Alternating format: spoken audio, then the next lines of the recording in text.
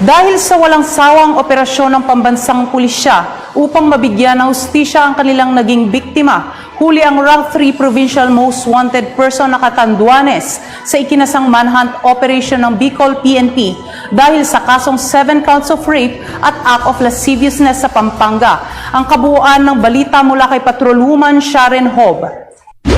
Arestado ang Rank 3 Provincial Most Wanted Person ng Catanduanes sa isinagawang manhunt operation ng pinagsamang mga operatiba ng Catanduanes PNP at Pampanga PNP sa Purok 2, Barangay Magliman, Bacolor, Pampanga nito lamang ika-12 ng Pebrero, taong kasalukuyan. Ito po ay tugon sa bagong programa ng ating Presidente, ang Bagong Pilipinas, at sa ating programa ng ating GPNP, yung to get rid of wanted person. Nahuli po natin si John Dave Lucero Epiña Flor sa continuous na pagtutulungan ng PNP collaboration. Nahuli po natin siya sa Bacolor, Pampanga. Ang PNP po, patuloy po tayo na makikipagtulungan sa ating other PNP unit ng paghuli po ng mga wanted person.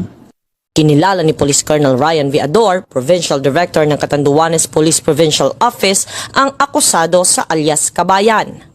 Ayon kay Police Colonel Ador, naaresto ang akusado bandang 1:40 ng madaling araw ng pinagsanib ng mga operatiba ng Regional Special Operations Unit, Regional Intelligence Division 5 Catanduanes, San Andres Municipal Police Station, Bacolor Municipal Police Station at Pampanga 2nd Provincial Mobile Force Company.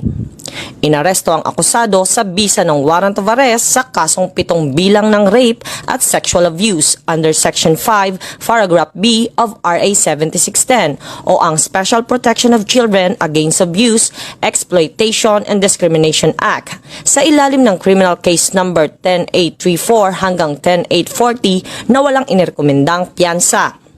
Ang nasabing akusado ay kasalukuyang nasa kustodiya na ng San Andres Municipal Police Station para sa kaukulang disposisyon at dokumentasyon.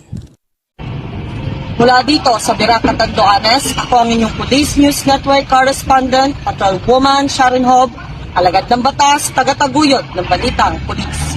Salamat, Patrolwoman Hob.